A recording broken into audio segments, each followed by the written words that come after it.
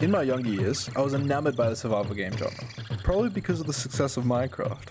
My first experience with it was when I loaded into a survival world, began exploring around until nightfall, saw a zombie, then got scared and quit the game. Why would you go where you're going? I don't know what I'm doing! You're going round in circles! Ah! Shit!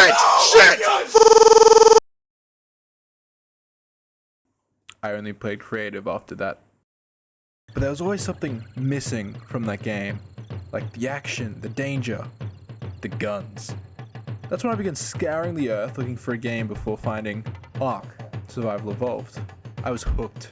Guns, base building, and dinosaurs. Tameable dinosaurs. The coolest thing to 12-year-old me was getting to ride a T-Rex. Alas, my smooth, stupid brain could never focus on the game to get that far.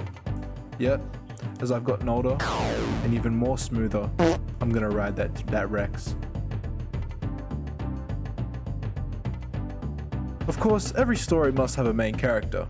Scientifically, I concocted the strongest, most athletic apex predator, a pure icon of sex and domination. I made God, and he's black. Like here, and it's like Why is he black? JaQweel. I shall call him JaQweel.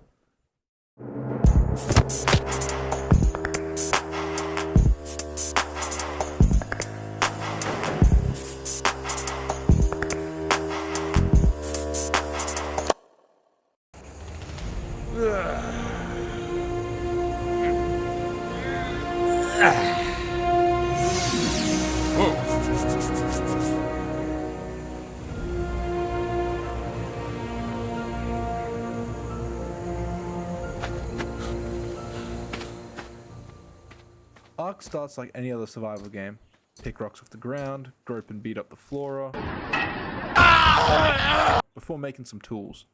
As you level up your character, you have 10 different spots to put your points, most of which are self-explanatory.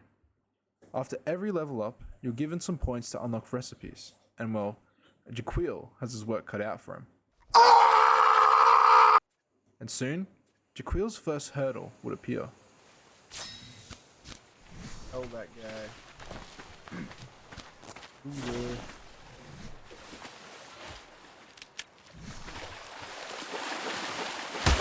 oh, okay. I thought I was playing a game like that.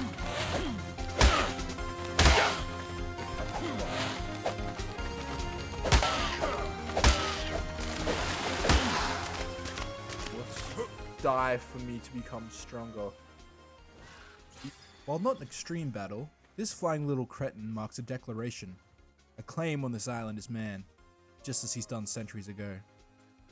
Of course, all good colonization start with some infrastructure, so I built a little place.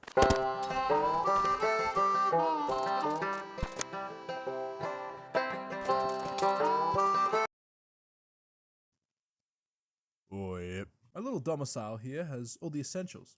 A spot to sleep, which lets me respawn on fast travel, and a mortar and pestle to make some, supplements. The thing about this game is that there's some jank.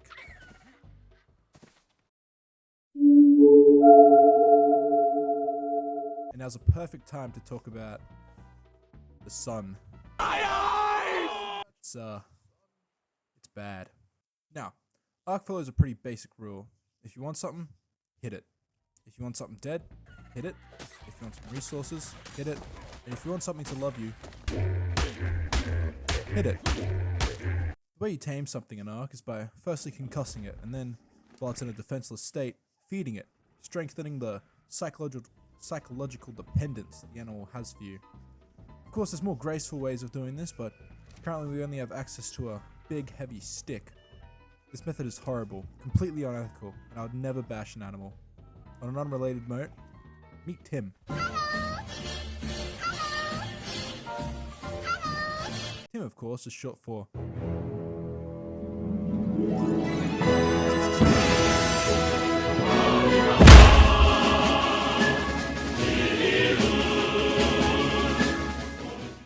After quickly making a saddle, we're finally riding our first dinosaur. The first step towards truly conquering this island, and its fauna. That guy's not white! But I thought it a bit cruel to leave Tim by himself, so I promptly went on to befriending more dinos. Now, you may be wondering, why did Tamikwas and this weird pelican both just sit there and take this beating? Well, firstly I would say that this isn't a pelican, and you should feel bad for saying that, you stupid tiny man. This is a petrodon. The P is silent, but I still say it because it's funny.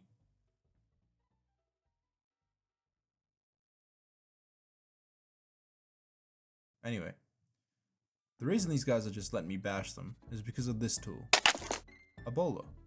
The bowler makes most bipedal, medium-sized animals stop in their tracks, allowing me to hit them again, and again, and again, and again. Anyway, this turtle is racist. Well, in fairness, while I was taming the bald eagle, I found it took this guy's egg, which made him racist. And while I was trying to figure out how to best gaslight the living tank, this little feathered degenerate stole it from my person and ate it. This poor little guy's egg that they work so hard to make was just eaten by this thing. These little flying glue sniffers are called... And I hate them. They can go to D tier, right next to Scarlet Witchmanes and Logan Paul. But since I couldn't get the egg, I decided that I would get the little clansman's egg-birthing hips.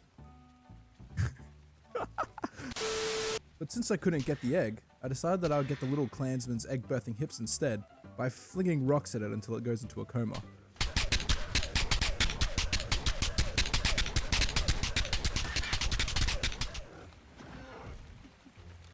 Once it woke up, I named the featherless owl. If you know, you know. Speedrun time. I met an alpha raptor who promptly reintroduced my insides to the outside. This is where I learned the hard way that alpha dinosaurs cannot be bowled. What? I bowled you? What? Huh? After coming back, I realized it was very close to my base, so I relocated all of my dinosaurs before the red-clouded freak just moved into my place. I took this as a sign that nature was fighting back, and all I could do was cope and seethe until he moved on. He was also exhibiting full NPC behavior, opting to ignore my arrows and instead focus on his meal. Don't care.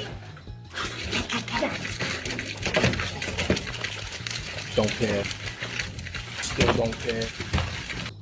Some piranhas reincarnated me into a cadaver, and I woke up to the aforementioned bitch on my bed. I went exploring with Tim before getting lost. We were attacked by Trudons who drugged us, mugged us, and probably murdered us, selling our organs to the highest bidder. I never saw Tamikwas again. Oh no, they killed Tim, Ella. Tim's dead. I then met this cool looking robot parasaur who I promptly concussed and named Ezekiel. We're gonna have a long and fruitful life together. I can tell. Please. Hurry up and love me. I built a boat and then made a little crack shack since I was evicted from my last place, only charging $7,000 a week to any New Yorkers looking to stay. I then had my racist egg-laying turtle, who I named Metal Crowbar, to beat up one of their own kind like some sort of sick rite of passage.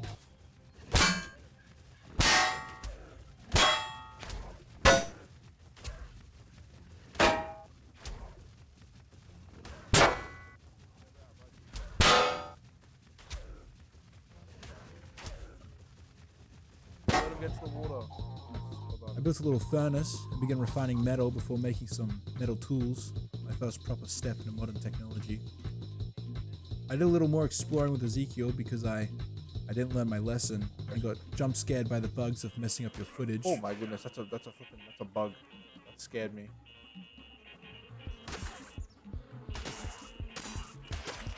Bugs are messing me up. A lot of damage actually.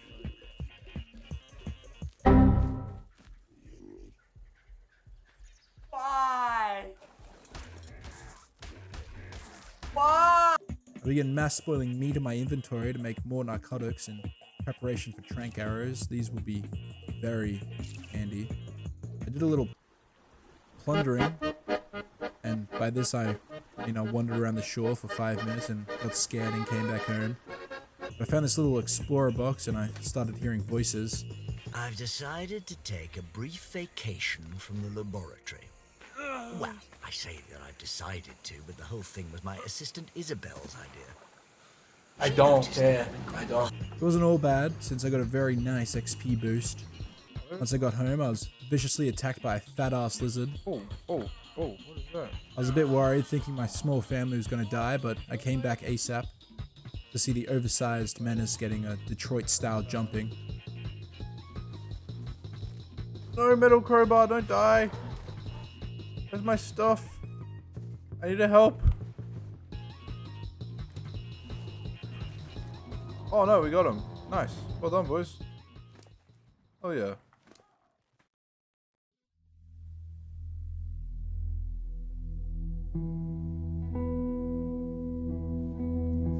The sun setting and JaQweel laying the foundations of his new home, it was clear that the journey to conquering the Sign would be filled with challenges, hardships, sorrow, joy, and many, many beautiful moments.